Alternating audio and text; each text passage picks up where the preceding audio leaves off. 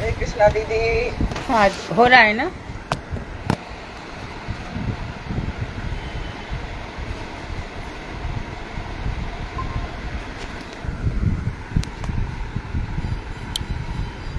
कृष्ण दीदी दंडवत। दंडवत। हरे कृष्णा। ओम अज्ञानतिमिरान्धस्य ज्ञानाञ्जनशलाकया चक्षुरुन्मिलितं येन तस्मै श्रीगुरुवे नमः। नमो महावदन्याय कृष्णप्रेमप्रदायते कृष्णाय कृष्णचैतन्य नाम्ने गौरतुषे नमः। हे कृष्ण करुणा सिंधु दीनबंधो जगतपते गोपेश गोपिका कांत राधा कांत नमोस्तुते। तप्त कांचन गौरांगी राधे वृंदावनेश्वरी वृषभानुसुते देवी प्रणमामि हरिप्रिय। तवैवास्मि न जीवामि त्वया विना इति विज्ञाय राघवेत्वं नय मां चरणान्तिकं। गुरुवे गौरचन्द्राय राधिकाय तदालय कृष्णाय कृष्णभक्ताय तद्भक्ताय नमो नमः। वाञ्छाकल्पतरुवैश्य कृपा सिन्धुभ्येव च पतितानां पावनेभ्यो वैष्णवेभ्यो नमो नमः। श्रीकृष्ण चैतन्य प्रभु नित्यानंद श्री अद्वैत गदाधर श्रीवासादि श्री गौर भक्तवृंद। हरे कृष्ण कृष्ण कृष्ण हरे हरे हरे राम राम राम हरे हरे। मैं सर्वप्रथम मध्य गुरुपाद में पद्म परमाराध्यतम नित्य प्रविष्टों विष्णुपाद अष्टोत्तर श्रीमद् भक्ति वेदांत श्री नारायण गोस्वामी महाराज मध्य शिक्षा गुरुपाद में पद्म परमाराध्यतम नित्य प्रविष्टों विष्णुपाद अष्टोत्तर श्रीमद् भक्ति वेदांत श्री वामन गोसाई महाराज के अभय चरणार बिंद में अनंत अनंत कोटि दंडवत प्रणाम ज्ञापन कर उनकी हस्तकृपा की वांछा करती हूँ। मैं ग्रंथ श्री प्रीति संदर्भ तदे रचयिता श्री जीव गोस्वामी पाद के चरण कमलों में अनंत कोटि दंडवत प्रणाम कर उनकी अहित कृपा की वांछा करती हूँ। सभी वैष्णवियों के लिए यथायुग बंधन अभिवादन दंडवत प्रणाम करती हूँ। तो प्रीति का जब विषय चलता है तो सीधी सी बात है, प्रीति संदर्भ के जितने भी श्लोक और जितने भी प्रसंग जीव गोस्वामी पाद भागवत श्लोक में से उठा रहे हैं, उसमें से हमने अब तक ये सीखा है कि जीव और भगवान की जो कनेक्टिविटी है वो बहुत इम्पोर्टेंट है। जीव और भगवान के बीच में यदि ये संबंध प्रेम का होता है तो वही अंतिम सीढ़ी है, वही अंतिम पराकाष्ठा है प्रेम की।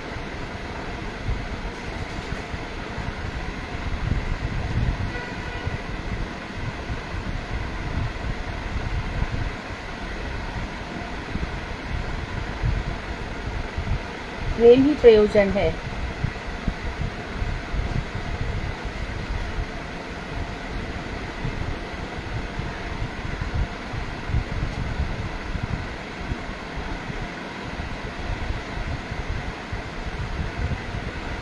आज हमारा पेज नंबर है, कोई बताएगा? 31 पेज नंबर पे, और हम नया अनुवाद शुरू करें, नया प्रसंग शुरू कर रहे हैं। तो इस प्रकार जीव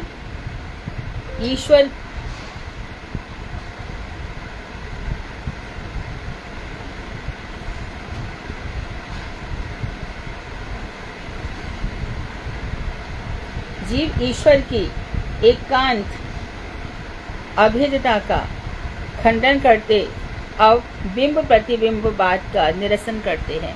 दरअसल इस समय हम बिल्कुल हाई क्वालिटी, बिल्कुल जो परमोच्च चीज़ें समझनी चाहिए भक्ति में, हम उसको सीख रहे हैं।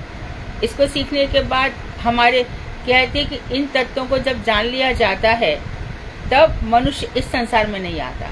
कि भगवत तत्व जानना बहुत, क्योंकि सबसे कठिन वस्तु भगवत तत्व है ना। तो अभी तो हमने उस चीज़ का खंडन कर लिया कि जीव कभी भी ईश्वर और एक दोनों एक हो नहीं सकते। तो यही कह रहे हैं कि ईश्वर की अभेदता का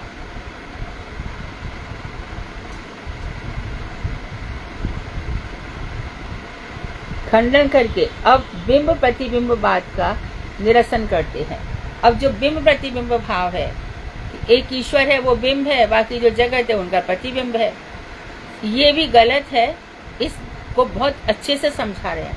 भक्तिविनोद ठाकुर ने भी भक्ति तत्व विवेक में इस बात का खूब अच्छे से वर्णन किया था। तो क्या कहते हैं कि इस बाद में इस बात में कहा जाता है, क्या बात है ये, कि एक सूर्य है, सूर्य का प्रतिबिंब तालाब, तलाई, पानी से भरे घड़े में पड़ता है, तब एक ही सूर्य के अनेक प्रतिबिंब दिखते हैं। ये देखो कॉन्सेप्ट क्या है। उसी प्रकार जगत में जब एक परमात्मा से अनेक प्रतिबिंब हैं, जगत में उस एक परमात्मा के अनेक प्रतिबिंब हैं, जीवात्मा। तो जैसे सूर्य के अनेक प्रतिबिंब, तालाब में देखो तो सूर्य की परछाई दिख रही है, प्रतिबिंब परछाई। और उसी प्रकार हम वहाँ पे देखो कितने सारे हम अपने लोटे लेके जाते हैं, कभी कभी दोनों लेके जाते, सूर्य की परछाई दिखती है। सरोवर में सब जगह एक ही सूर्य सब जगह प्रतिबिंबित हो रहा है। इसी प्रकार एक ही परमात्मा सब जीवात्मा के रूप में प्रतिबिंबित हो रहा है। ये बात है, ये बात कही जाती है। तो अब वो कह रहे हैं कि अतः जीव को परमात्मा का प्रतिबिंब कहकर भी जीव और परमात्मा का अभेद श्रुतियां स्थापन करती दिखाई देती है, किंतु इस बात का समाधान करते हुए वेदांत सूत्र 3-1920 का तात्पर्य बतलाते हैं। तो ऐसा लगता है कि श्रुतियां भी यही कह रही हैं कि हाँ भाई ठीक है, एक परमात्मा है, उनका प्रतिबिंब सभी आत्माओं में है। लेकिन वो कहते हैं ये बात ठीक नहीं है, क्योंकि वेदांत में वेदव्यास जी क्या कहते हैं कि सूर्य पानी से बहुत दूर रहता है, जिसमें उसका प्रतिबिंब पड़ता है। अच्छा, बिंब और प्रतिबिंब की सदृशता, समानता भी रहती है, अर्थात जैसा बिंब रहेगा वैसा प्रतिबिंब रहेगा, किंतु परमात्मा और जीव में कहीं भी समानता नहीं है। इसलिए जीव को परमात्मा का प्रतिबिंब नहीं कहा जा सकता। प्रतिबिंब परिच्छिन्न का सीमित आकार वाली वस्तु का होता है, अपरिच्छिन्न या व्यापक वस्तु का प्रतिबिंब नहीं हुआ करता। तो अब इन्होंने बिंब और प्रतिबिंब बात ये कह के गलत बताया कि जो बिंब है, बिंब क्या हो गया, जैसे सूर्य बिंब है और उसका प्रतिबिंब सब जगह पड़ रहा है, तो ऐसी परमात्मा बिंब है और उसकी परछाई सब जीवों में पड़ रही है। तो अगर ये सिद्धांत गलत है, क्योंकि बिंब कोई छोटी वस्तु नहीं है, कोई सीमित वस्तु नहीं है, कोई परिच्छिन्न वस्तु नहीं है। यदि वो परिच्छिन्न होती, समझ में आ रहा है? बोलो ना, मुझे क्या पता चलेगा। समझ में आ रहा। हाँ, तो यदि वो वस्तु परिच्छिन्न होती, सीमित होती, लेकिन परमात्मा तो सर्वव्यापक है। इतना सर्वव्यापक जो परमात्मा है, उसका एक घड़े में क्या प्रतिबिंब पड़ेगा? तो ये जो तुलना है वो एकदम गलत है। प्रतिबिंब परिच्छिन्न सीमित वस्तु का या सीमित आकार वाली वस्तु का होता है, अपरिच्छिन्न या व्यापक वस्तु का प्रतिबिंब नहीं हुआ करता। आकाश को व्यापक कहा जा सकता है, किंतु आकाश का प्रतिबिंब नहीं होता। तो अब तुलना कह रहे हैं कि आकाश का कहीं प्रतिबिंब होता है, कहीं देखा जाता है। आकाश में जो बादल है, अच्छा, बादल के भी प्रतिबिंब नहीं देखे जाते।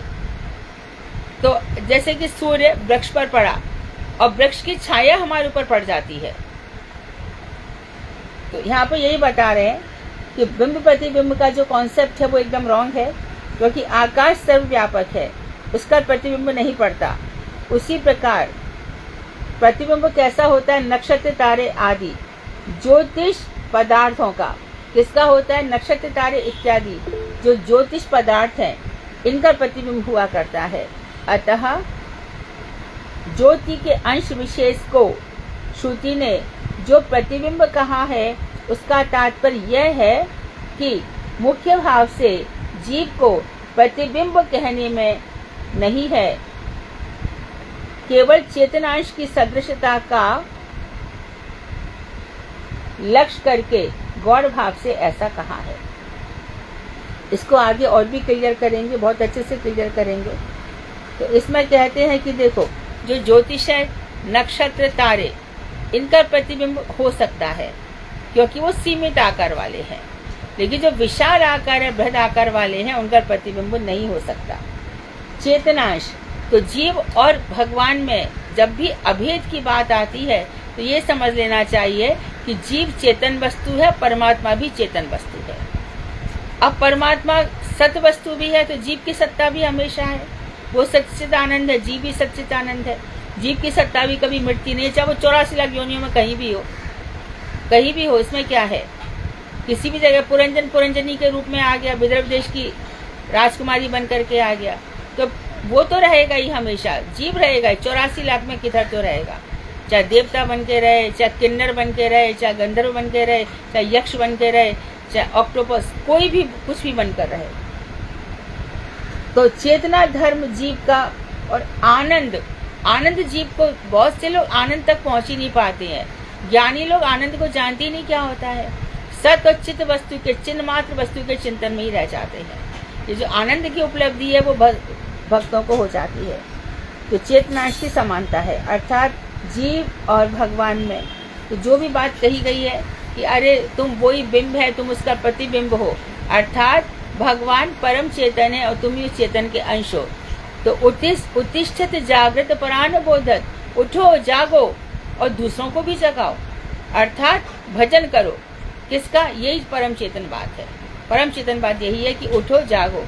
असतो मां सद्गमय, तमसो मां ज्योतिर्गमय, मृत्युर्वा अमृतम गमय। सूर्य से प्रार्थना की जाती है, असत्य से मुझे सत्य की ओर ले जाओ, अंधकार से मुझे प्रकाश की ओर ले जाओ, और मृत्यु से मुझे अमृत की ओर ले जाओ। तो तुमने ये जो ज्ञान प्राप्त किया है दूसरों को भी बताओ। परान बोधक ऐसा कहा है।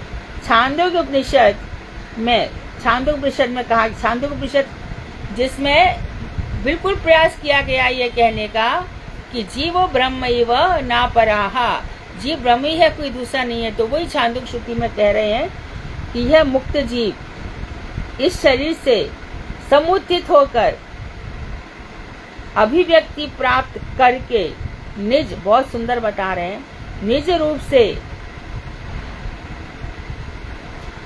अभिनिष्पन्न होता है, अर्थात जीव रूप में अवस्थित होकर मुक्ति का आनंद आस्वादन करता है। तो जब कोई जीव एकदम शुद्ध हो जाता है, उस शुद्ध आत्मा जीव का क्या हो जाता है कि वह मुक्त जीव इस शरीर में से उठ जाता है, यानी इस शरीर का त्याग कर देता है। वह मुक्त जीव इस शरीर से त्याग करके फिर क्या करता है? अभिव्यक्ति प्राप्त करके। अब वो क्या, इस शरीर को छोड़ दिया तो अब कहाँ जाएगा? वो अभिव्यक्त होगा, मैनिफेस्ट होगा। कहाँ पर? निज रूप में। कैसे अभी होगा? वे एकदम अभी क्या हो जाता है? अभिनिष्पन्न हो जाता है। अर्थात अभिनिष्पन्न का अर्थ है कि वह जीव रूप में अवस्थित हो जाता है, मुक्त आत्मा के रूप में अवस्थित होकर मुक्ति का आनंद आस्वादन करता है। तो जो शुद्ध जीव है वो इस शरीर का त्याग कर देता है और वो इसी तरह से उठ जाता है। वेदांत में कहा गया कि जैसे घोड़ा अपने अयालों को धो करके, बालों को जो यहाँ उसके गर्दन में लटके रहते, एकदम शुद्ध खड़ा हो जाता है नहा धो करके, इसी प्रकार जीव समस्त पापों से मुक्त होकर तो अद्भुत संपदा से संपन्न होकर, क्या? भगवान के सदृश परम चेतन होकर के तब उठ जाता है और फिर वह मुक्ति का आनंद प्राप्त करता है। यहाँ भी जीव की पृथक स्थिति प्रतिपादित हो रही है, अर्थात जीव ब्रह्म नहीं बन गया बल्कि जीव उठा, आनंद प्राप्त कर रहा है, मुक्त हो गया है। श्री विष्णु पुराण में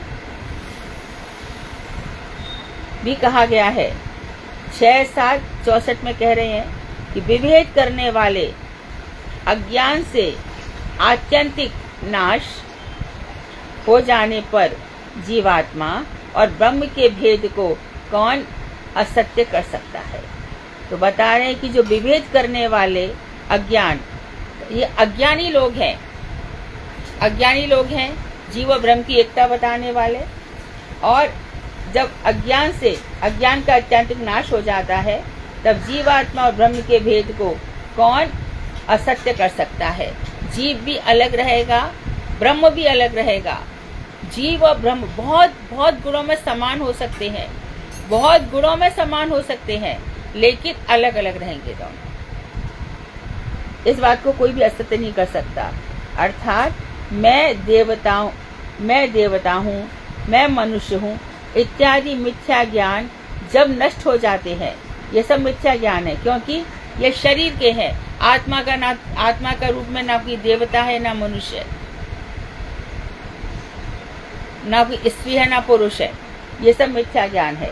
और जीव स्वरूप का ज्ञान उदित हो जाता है, तब ब्रह्म और जीवात्मा के भेद को असत्य कहने की सामर्थ्य किसमें है।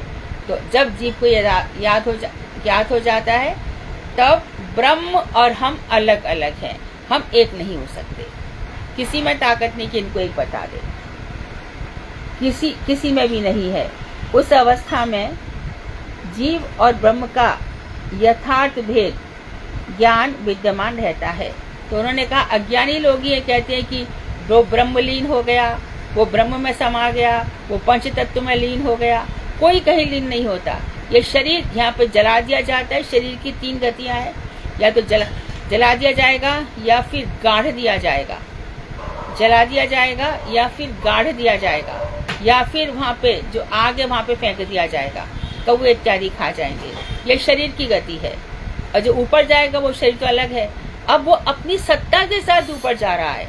एक सत्ता तो ये है कि वो बड़ा पापी है, एक पुण्यात्मा है, तो उसके कितने सारे भाव हो सकते हैं। लेकिन जिसका ये भाव है कि मैं भगवान श्री कृष्ण का नित्य दास हूँ, ये सत्य है, क्योंकि वही सत्य है और कोई सत्य भी नहीं है। कितनी बार हमारे इंद्र देवता परेशान हो जाते हैं, कितनी बार परेशान हुए इंद्र। कभी पृथु महाराज के घोड़े को लेकर के, कभी जो सगर मुनि के 60,000 सगर मुनि के राजा सगर के 60,000 बेटे थे, उनको लेकर के जब सगर यज्ञ कर रहे थे, तब भी इंद्र का कि कैसे भी करके, तो जानबूझ करके उसने घोड़ा उठा करके कपिल मुनि के आश्रम में रख दिया। तो ऐसे और भी इसने क्या किया,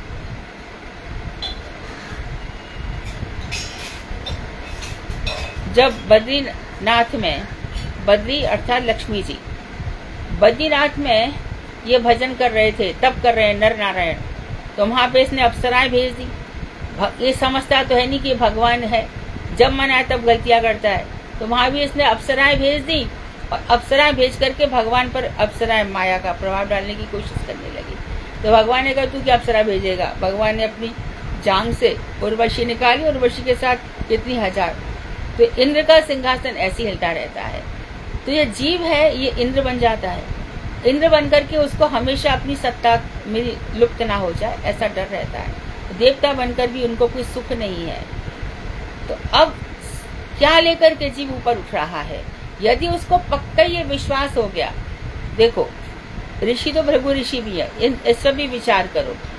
जब देवताओं ने यज्ञ किया और ये विचार किया कि भैया देवता पूछ रहे हैं, हम यज्ञ तो कर रहे हैं, ये यज्ञ का फल जा कहाँ पे रहा है, कौन इसका आस्वादन कर रहा है। तो हम तीनों देवताओं से पूछते हैं, ब्रह्मा विष्णु महेश, तीनों के पास गए। ब्रह्मा अपना काम धाम कर रहे थे, ज्यादा इनको परवाही नहीं करी और किया तो बल्कि क्रोध ही किया। और शंकर जी तो पार्वती के पास बैठे थे, तो वहां भी क्रोध किया। और विष्णु भी अपने ध्यान में मगन थे, तो जाके सीधी लाठी मार दी। तब विष्णु ने क्रोध नहीं किया। तो अब वहां पे ये कि भाई विष्णु को ही फल मिलेगा। तो यज्ञ इत्यादि, तो देवता शौनक आदि ऋषि ऊपर बैठे, कितने सारे ऋषि एक साथ इकट्ठे हो गए और कह रहे हमें भागवत सुनाओ, सूत जी हमको भागवत सुनाओ। तो ये सब जीव जिसका जैसा होता है वो उसी लोक में चला जाता है, फिर वो वैसे ही कर्म करता है सारे। जिसको मानो बहुत ही मैं बन ठन के रहूं, मैं जीन्स पहनूं, मैं ये पहनूं, मैं वो पहनूं, फिर उसको वैसे ही जन्म हो जाएगा। सब कुछ हमें जो कुछ मिल रहा है, हम ऐसा बनना चाह रहे थे, एक पॉइंट। और दूसरा पॉइंट, जो कुछ हम भोग रहे हैं वो हमारे कर्म।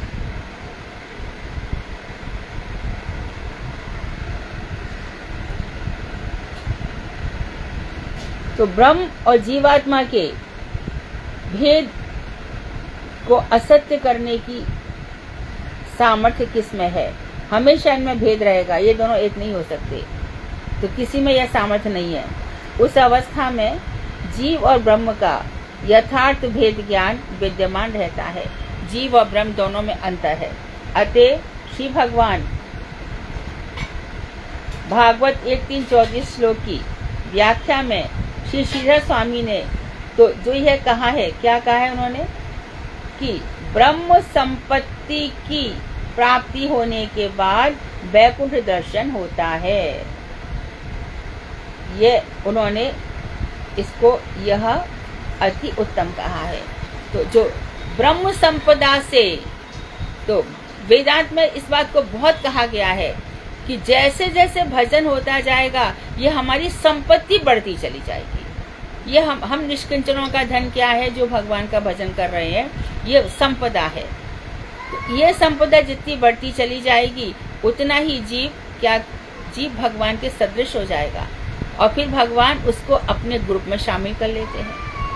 यद्यपि ये बहुत रेयर है, बहुत कम है, बिरले लोग ही वहां तक पहुंचते हैं। अरे कोई तो कर्मी बन के रह जाता है।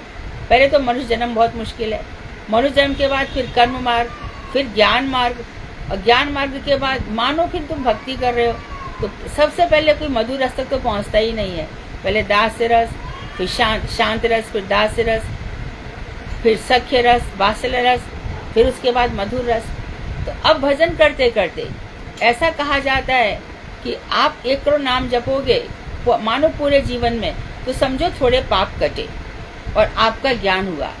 2 करोड़ नाम जपे तो आप और थोड़े मुक्त अवस्था तक पहुंच गए हो और ऊपर के लोगों तक जा सकते हो।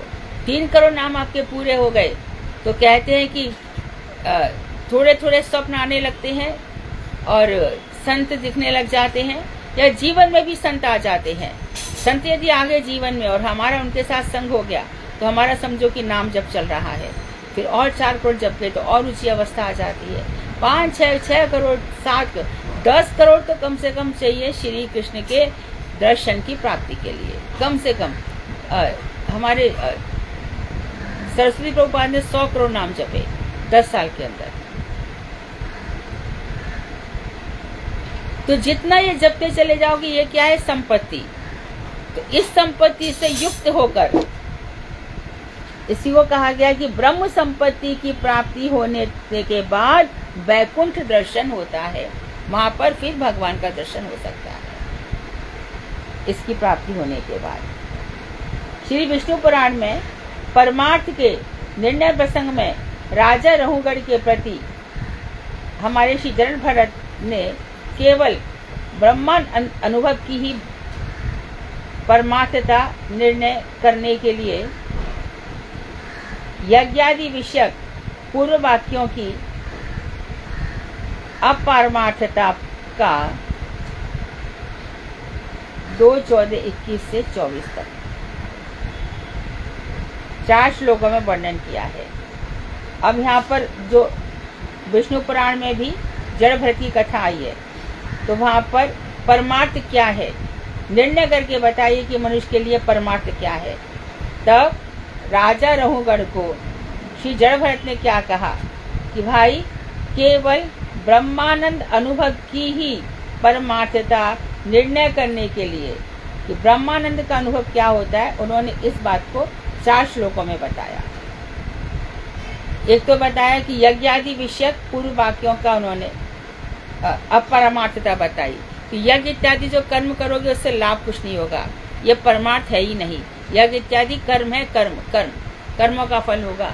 अब यज्ञ इत्यादि करोगे तो कैसे करोगे, सूर्याय नमः, चंद्राय नमः, बृहस्पते नमः, सूर्याय स्वाहा, इस तरह से जब करते जाओगे तो उससे फल क्या होगा, उससे फल कुछ भी प्राप्त नहीं होगा।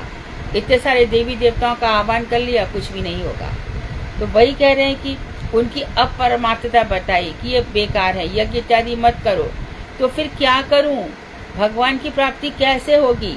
क्योंकि जड़ भरत को समझ तो गए थे राजा रहुगढ़, तो उन्होंने कहा कि मैं जिन मुनि से मिलने जा रहा था गंगा सागर पर, कपिल का, वही तो नहीं है। क्योंकि बात बात में आप ज्ञान दिखाते हैं, ज्ञान का वर्णन करते हैं। आप मुझे बताइए मेरे लिए क्या क्या रास्ता है। तब फिर कह रहे हैं कि हे रहुगढ़ सुनो, ऋग्वेद, यजुर्वेद, सामवेद में यह निरूपण किया गया है, जो यज्ञों की बात की गई है यज्ञ कर्मों का अनुष्ठान जो तुम्हारे मत में परमार्थ वस्तु है, उस विषय में मेरे मत को सुनो। जो तुम अब तक तीनों वेदों में कही गई, वेद त्रय में कही गई यज्ञ वस्तु को तुम परम पुरुषार्थ मान रहे हो या परमार्थ मान रहे हो, इस विषय में मेरा क्या मत है, मेरा क्या विचार है, सुनो। मिट्टी रूप कारण या उपादान से बने हुए कार्य रूप घड़ आदि सब पदार्थ कारण का अनुगमन करने से मिट्टी ही है। उसी प्रकार समिधा, घृत, घी, कुशादि और विनाश शक्ति द्रव्यों से निष्पन्न होने वाले क्रिया या यज्ञानुष्ठान भी विनाशशील ही है। तुमने बताया कि देखो, तुमने मिट्टी से यज्ञ वेदी बनाई, सब मिट्टी के विकार हैं। मिट्टी से स्रुवा बनाया डालने के लिए, मिट्टी से इतनी सारी चीजें बनाई, ये सब विनाशकारी हैं। यज्ञ हुआ खत्म, कुछ इसमें से रहता नहीं है। ये सब पदार्थ मिट्टी ही है इनका। इसलिए बुद्धिमान व्यक्ति अविनाशी वस्तु को ही परमार्थ रूप में स्वीकार करते हैं। यज्ञ कर्म आदि नाशशील है, इसमें कोई संदेह नहीं है, क्योंकि वे नाशशील पदार्थों से संपन्न होते हैं। तो यज्ञ आदि सब नाशवान पदार्थ हैं। अच्छा, कोई कहते तो फिर यज्ञ इत्यादि करने ही नहीं चाहिए, बनाए क्यों? बनाए हैं, फल देते खत्म हो जाते हैं। जैसे कि अरे इसको बच्चा नहीं हो रहा तो क्या करें, यज्ञ करवाओ। बच्चा हो गया, बच्चा भी विनाशशील है, खत्म। बारिश नहीं हो रही, यज्ञ करवाओ, बरसात होगी, बरसात हो गई, मिट्टी में धंधा नुक गया, सब नश्वर है, सब खत्म। तो इसी तरह से जो कुछ भी किया जाता है ये सब नश्वर। तो यज्ञ नश्वर चीजों से बनता है, नश्वर सब खत्म हो जाता है। लोग बड़े बड़े यज्ञ का आह्वान हो रहा है। आज यहाँ पे यज्ञ, महालक्ष्मी में यज्ञ, वहाँ यज्ञ है, उस यज्ञ का क्या फल है? मनुष्य जो यज्ञ कर रहा है वो भी विनाशशील है, जिन वस्तुओं से यज्ञ कर रहा है वो भी विनाशशील है। यज्ञ की मिट्टी जल के राख हो गई, वो विनाशशील है। अब बचा क्या? तो यज्ञ किया तो उसकी एवज में, उसके प्रतिकार में कुछ तो हमें मिलना चाहिए। तो स्वर्ग मिल जाएगा, गोलोक धाम के लिए तो यज्ञ है ही नहीं, वैकुंठ के लिए भी यज्ञ नहीं है। वहां तो नाम जप चलता है, और नाम जप चलता है, और क्या चलता है? एकदम मन का शुद्ध होना, मन का सच्चिदानंद हो जाना, वहां तो ये सब चलता है। तो इस बात को राजा रघुगण ने क्लियर किया।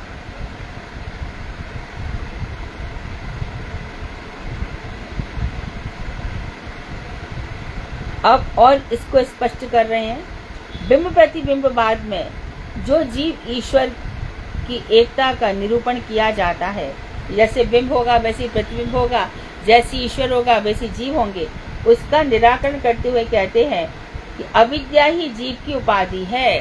तो ये जो शरीर है अविद्या के कारण है, मैं मेरा, ये सब नश्वर वस्तुओं में जो हम अहम कर रहे हैं ये अविद्या के कारण है। इतना सब कुछ मेरा है। तो यज्ञ इत्यादि जैसे नाशशील वस्तुएं हैं, इसी प्रकार से तो यज्ञानाम जपो अस्मि, गीता में कहा मैं यज्ञों में जपूं। तो बिंब का प्रतिबिंब, तो ये सब शरीर है, ये मैं और मेरा ये शरीर। अच्छा, तो इस शरीर से यज्ञ किया तो सशरीर पहुंच जाओ ना, नहीं पहुंचता ना, कोई ऊपर नहीं पहुंच पाता कोई। यज्ञ जब किए जाते हैं तो बहुत पवित्र, तो यज्ञ में हमारी याज्ञ सेनी ये भी प्रकट हुई, यज्ञ करने से भगवान श्री राम प्रकट हुए।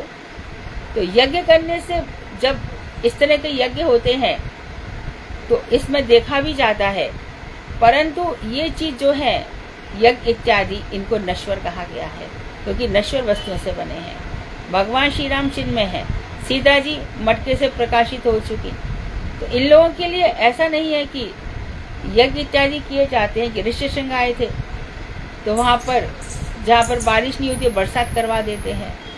तो इस तरह से विनाशशील है यज्ञ। अविद्या परमात्मा की शक्ति है।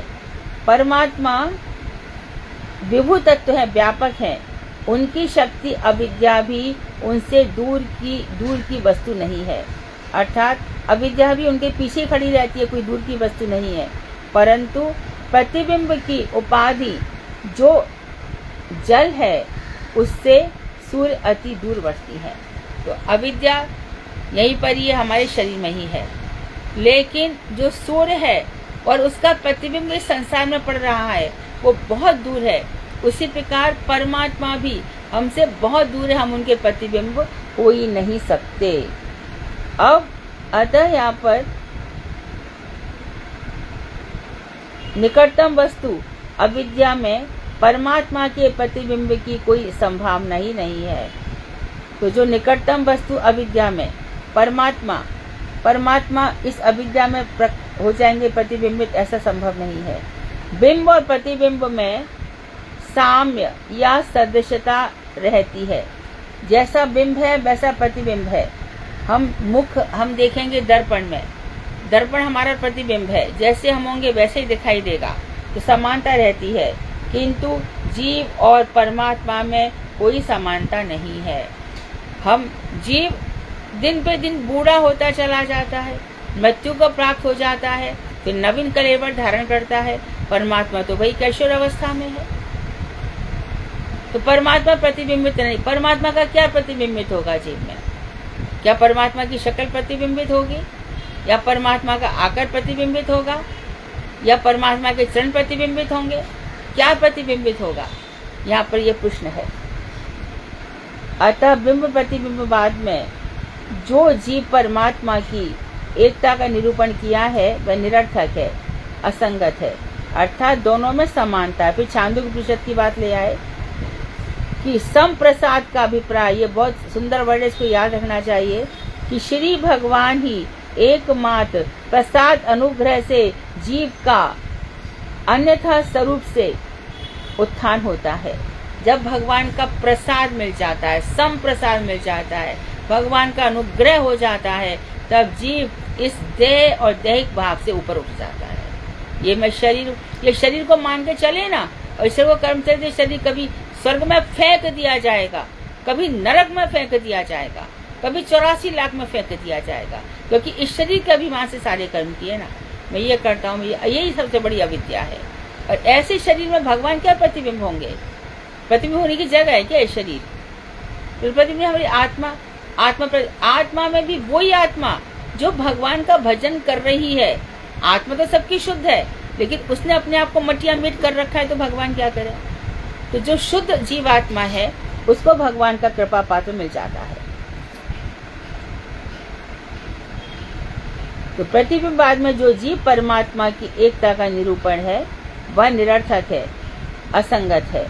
छांदोग्य उपनिषद में कहा गया है कि एकमात्र भगवान के प्रसाद अनुग्रह से जीव का अज्ञान स्वरूप से उत्थान होता है और वह अपने वास्तव स्वरूप में अवस्थित हो जाता है।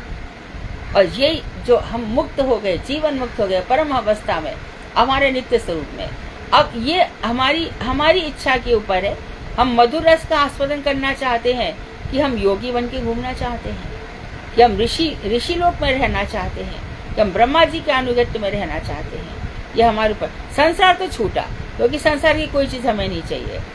कितने 3 या 4 करोड़ जपने पर, 3 करोड़ जपने पर काम क्रोध मद लोभ मोह ईर्ष्या मरते हैं? ये मरती नहीं है। काम क्रोध मद लोभ मोह ईर्ष्या आती रहते हैं। अरे तू क्या है, तेरी औकात क्या है हमारे सामने? ये सबसे बड़ा मद है। और ऐसे भगवान ऐसा डुबो डालते हैं। अभिमान भक्ति का सबसे बड़ा बाधक है। तो ये अभिमान किसका रहता है? शरीर। तो शरीर तो हम है ही नहीं। आत्मा ही सच है। आत्मा तो कितने शरीर धारण करेगी? तो इसी का नाम मुक्ति है। इस जीव स्वरूप में रहकर वह मुक्ति आनंद का भोग करता है, तो मुक्त हो जाता है। परमात्मा स्वरूप में लीन नहीं हो जाता, मुक्त हो जाता है। किससे? इन सब विकारों से। परंतु कोई भी जीव परमात्मा में लीन नहीं हो सकता, ब्रह्म लीन नहीं हो सकता, परमात्मा में घुस नहीं सकता, कुछ भी नहीं हो सकता उसका। निज स्वरूप में अवस्थित होने पर परमात्मा स्वरूप से जो उसका भेद है वह स्वाभाविक उजागर होता है। जीवन मुक्त होने पर भी अब कितने ही हैं, इतने भगवान के पास जाते हैं, कर्ण से विष्णु के पास जाते हैं। अरे शंकर जी भगवान के साथ एक नहीं हो सकते, ब्रह्मा जी भगवान के साथ एक नहीं हो सकते, नाभि कमल में प्रकट होते हैं, हाथ जुड़ के खड़े हो जाते हैं, ऐसा कुछ करो मुझे, तो भगवान उनको उपदेश देते हैं। तो शंकर, ब्रह्मा, नारद, सनकादिक, कोई तो ब्रह्म से एक नहीं हुआ। कोई जीव तेरी क्या औकात है एक होने की।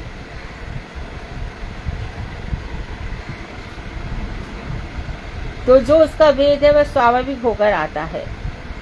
स्वरूप अवस्थिति के बिना भले कोई जीव अपनी अभेदता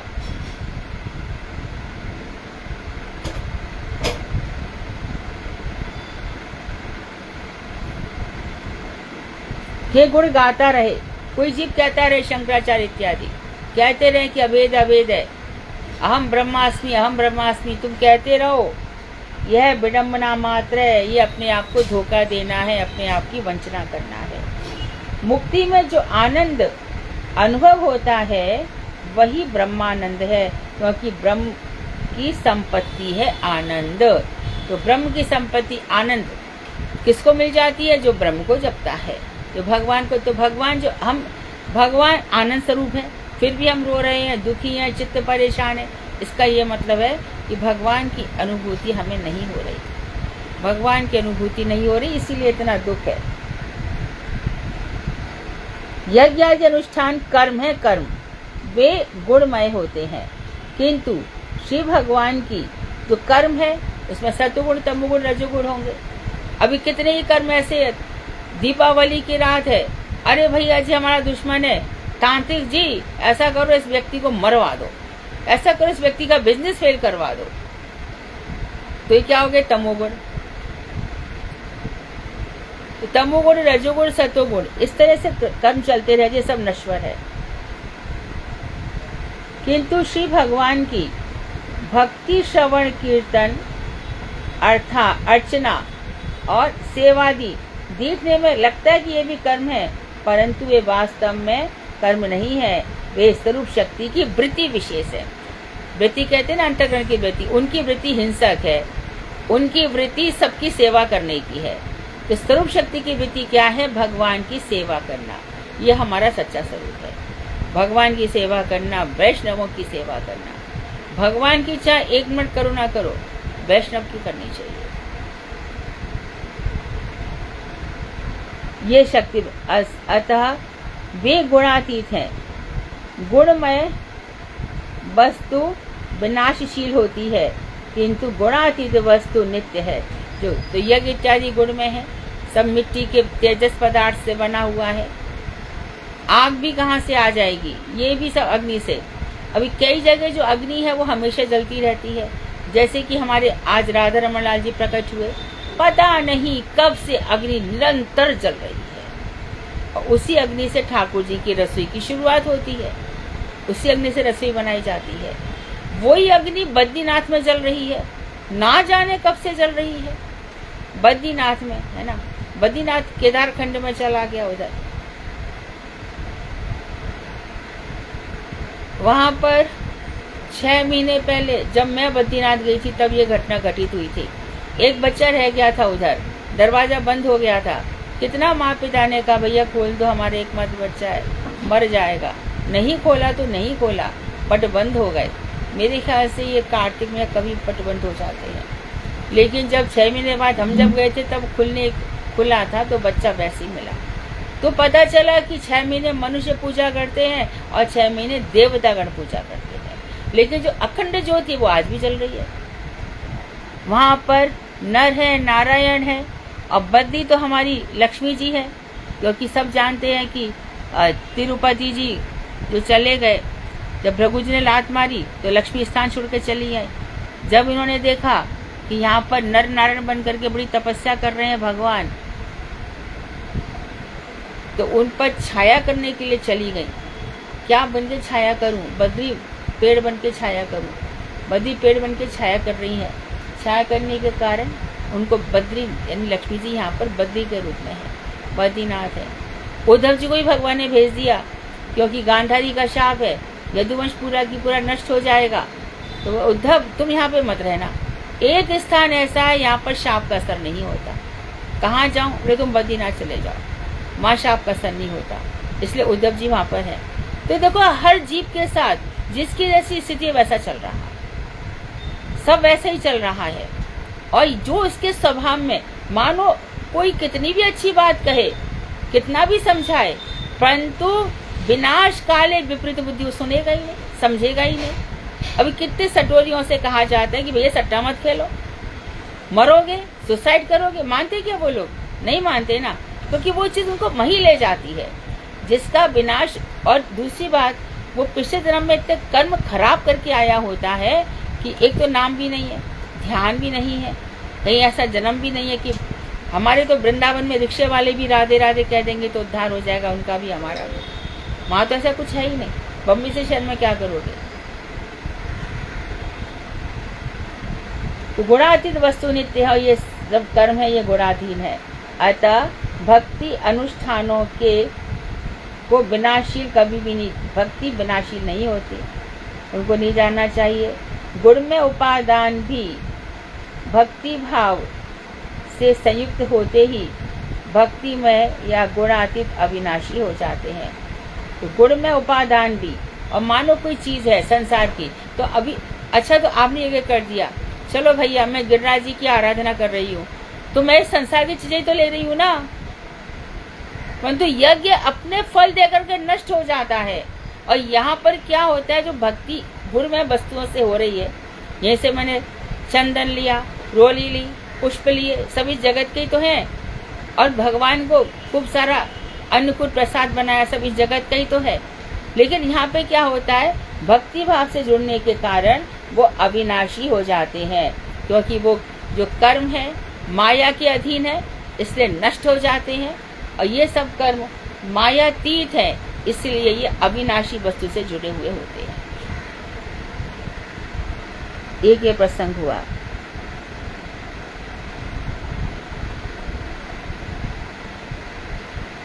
अब एक नया टॉपिक है, आज लूं या परसों बता दीजिए, नया टॉपिक शुरू हो रहा है।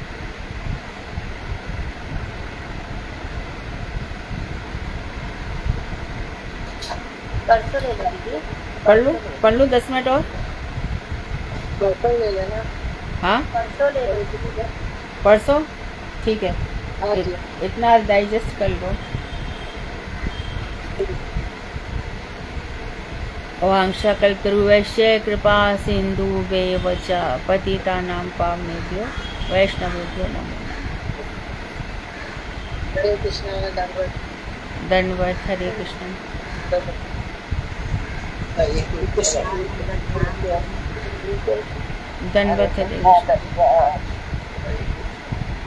दीपिका का कोई प्रश्न नहीं है आज? दंडवत प्रणाम दीदी। दीपिका, कोई ना कोई प्रश्न होता है उसका, आज कोई नहीं, और तो कोई प्रश्न करता नहीं है। दीदी संप्रसाद का मतलब क्या है? संप्रसाद किसका? हाँ, संप्रसाद का अर्थ होता है भक्ति गुण से युक्त हो जाना, भगवान की कृपा प्राप्त। वो भक्ति कर रहा है और भगवान का प्रसाद अनुग्रह मिल रहा है, तो उसको कहते हैं कि संप्रसाद व्यक्ति है। ये वेदांत में इसका बहुत वर्णन है, जो भगवान की कृपा से अनुग्रह से प्राप्त जीव।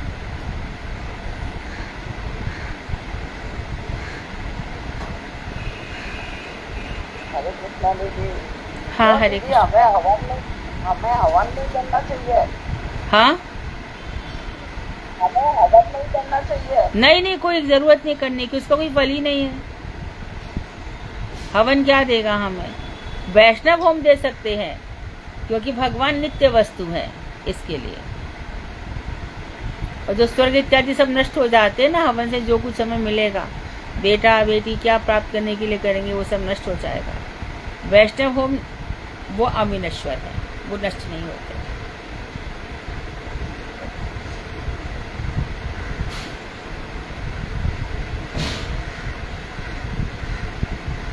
बंद करती हूँ। हरे कृष्ण। आज सब क्लास सही चल गई, फेसबुक भी सही चल गया, आज सब कुछ ठीक ठाक चल गया। धन्यवाद। हरे कृष्णा। आज जरा भी डिस्टर्ब नहीं हुआ है ना।